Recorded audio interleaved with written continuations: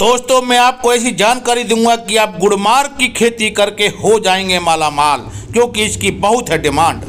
अगर इसके 2 पत्ते सुबह और 2 पत्ते शाम को खा लें तो आपकी शुगर जड़ से खत्म हो जाएगी, चाहे वो 500 तक क्यों ना पहुंच गई हो।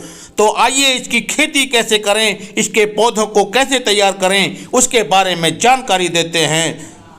दोस्तों, जो राह संघर्ष की चलता है वही संसार को बदलता है। जिसने रातों से जंग जीती, सूरज बनकर वही निकलता है। दोस्तों, अब सवाल उठता है कि गुड़मार की खेती कैसे करें।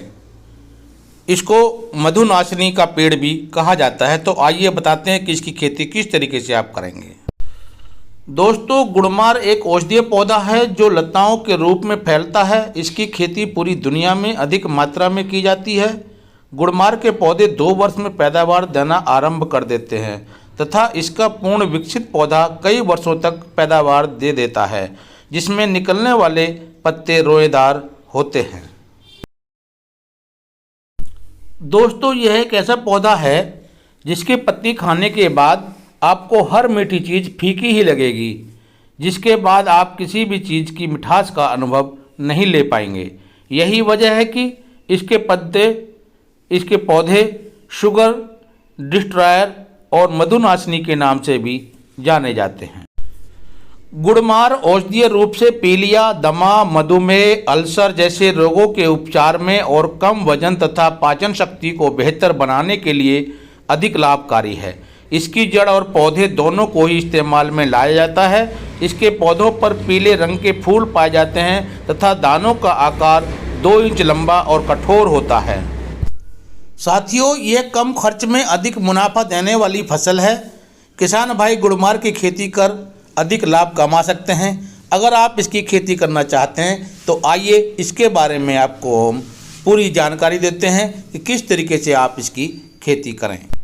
दोस्तों, गुड़मार की खेती किसी भी उपजाऊ मिट्टी में की जा सकती है।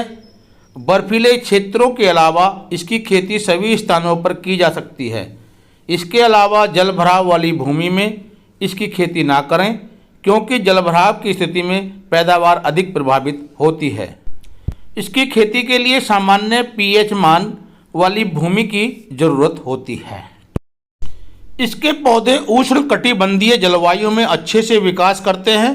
गुड़मार का पौधा अधिक गर्मी और सर्दी दोनों ही मौसमों के प्रति सहनशील होता है, किंतु सर्दियों में अधिक समय तक गिरने वाला पाला पौधों के लिए हानिकारक होता है। दोस्तों, भारत के दक्षिणी इलाके में इसकी खेती मुख्य रूप से की जाती है। इसके पौधे अधिकतम 35 डिग्री तथा न्यूनतम 10 डिग्री तापमान को ही सहन कर सकते हैं। गुड़मार के पौधों को खेत में लगाने से पहले उसके खेत को रोपाई के लिए तैयार कर लिया जाता है। सबसे पहले खेत की मिट्टी पलटने वाले हलों से गहरी जुताई कर दी जाती है। इससे खेत में मौजूद पुरानी फसल के अवशेष पूरी तरह से नष्ट हो जाते हैं। साथियों, जुताई के बाद खेत को कुछ समय के लिए ऐसे ही खुला छोड़ दिया जाता है। इसके बाद खेत की 2 से 3 तिरछी जुताई कर दी जाती है। जुताई के बाद खेत में पानी लगा दिया जाता है। इसके बाद जब खेत का पानी सूख जाए उस दौरान एक बार फिर से खेत की जुताई कर दी जाती है। इससे खेत की मिट्टी भुरभुरी हो जाती है। इसके बाद खेत में पाटा लगाकर भूमि को समतल कर दिया जाता है। समतल भूमि में जलभराव की समस्या नहीं देखने को मिलती है।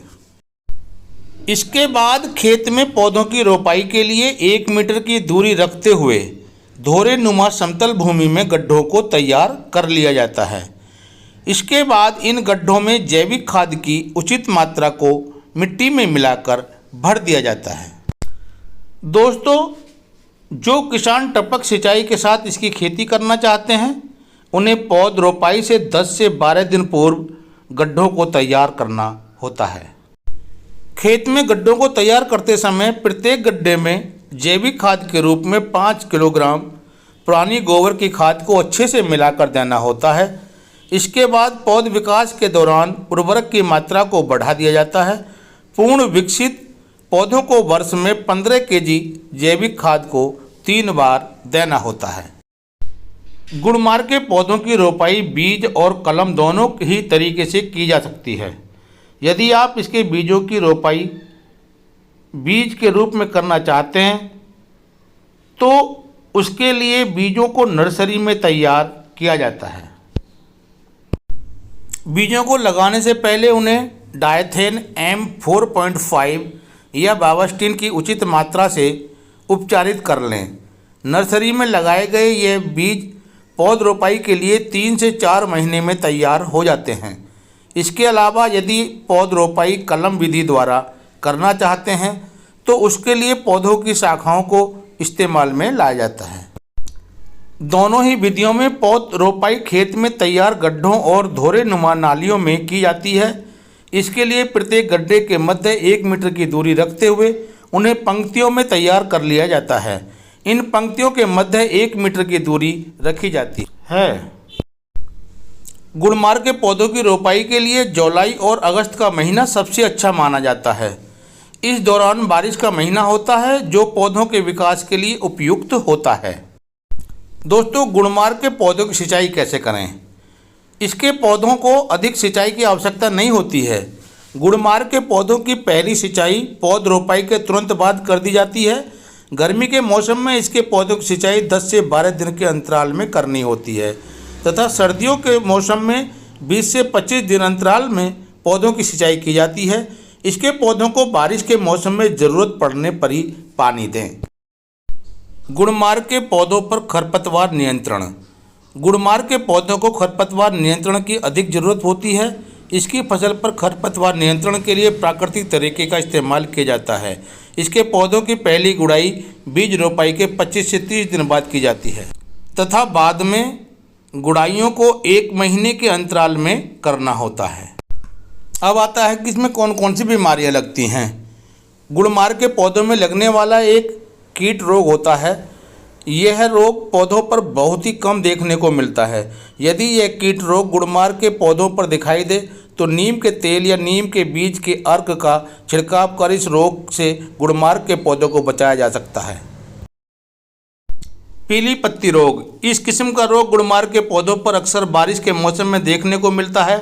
इस रोग से प्रभावित पौधे की पत्तियां पीली पड़कर सूखने लगती हैं और पौधा विकास करना बंद कर देता है। इस रोग से बचाव के लिए गुड़मार के पौधों की रोपाई के समय प्रति हेक्टेयर के हिसाब से 10 किलोग्राम फेरस सल्फेट का छिड़काव करना होता है। गुड़मार के फायदे।